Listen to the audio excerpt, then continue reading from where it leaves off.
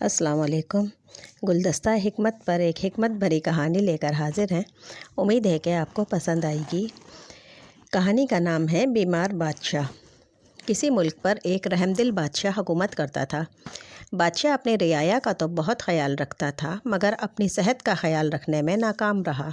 हुआ ये कि बादशाह सलामत को यूँ तो दुनिया भर की नेमतें हासिल थीं, मगर इन नेमतों का क्या किया जाए जब इंसान को भूख ही ना लगे। बादशाह सलामत अपने महल में दीवान सजाए लोगों के मसाइल सुनते, उनका हल निकालते, गरीबों की मदद करते। इन सब कामों में मसरूफ़ होकर उनको सैर करने का टाइम ही ना मिलता। दिन ऐसे ही गुजरते रहे। रफ्ता रफ्ता बादशाह को भूख लगना कम हो गई और आहिस्ता आहिस्ता वो वक्त भी आ गया जब बादशाह सलामत का खाना खाने को दिल ही ना चाहता। जब ये सूरत हाल हो गई तो शाही हकीमों से रुजू किया गया। हुक्मा तरह तरह की दवाएं तजवीज़ करते रहे।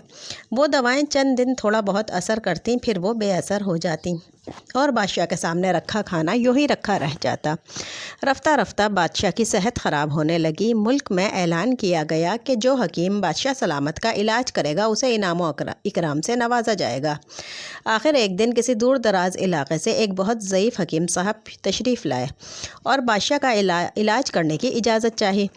इजाज़त मिलने पर हकीम साहब ने बादशाह का तफसीली मुआयना किया।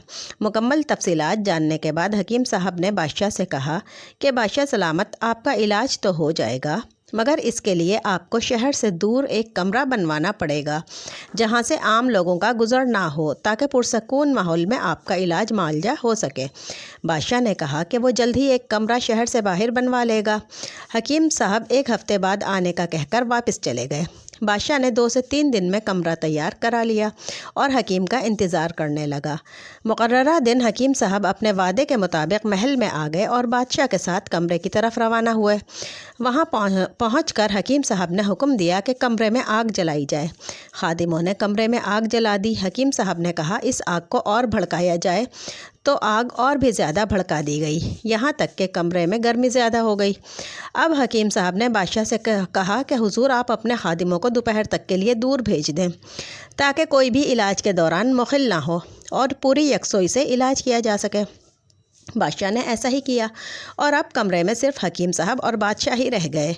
हकीम ने बादशाह से कहा कि हुजूर, मैं अपनी दवाओं का थैला कमरे से बाहर रखा आया था, वो लेकर अभी आता हूँ। ये कहकर हकीम साहब कमरे से निकले और कमरे के दरवाजे की बाहर से कुंडी लगा दी।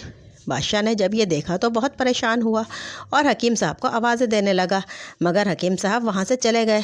कमरे का दरवाज़ा बंद होने की वजह से कमरे में गर्मी बढ़ने लगी, यहाँ तक कि आग की वजह से कमरे का फर्श भी गर्म हो गया। बादशाह को सख्त गर्मी लगने लगी और वो पसीने में शराबोर हो गया।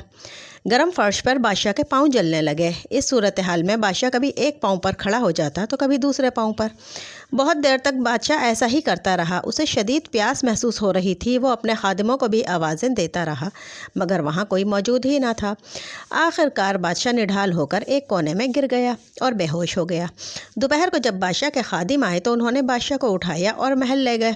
बादशाह का प्यास से बुरा हाल था। बादशाह ने पानी पिया और सो गया। जब सोकर उठा तो बादशाह को भूख लग रही थी। बादशाह ने खाना मंगाया और सैर होकर खाया। आज उसे खाने में लज्जत भी महसूस हुई। बादशाह को हकीम पर बहुत गुस्सा आ रहा था। हकीम को तलब किया गया। हकीम साहब हाजिर हुए। बादशाह ने उनको सज़ा के तौर पर कोड़े मारने का हुक्म दिया।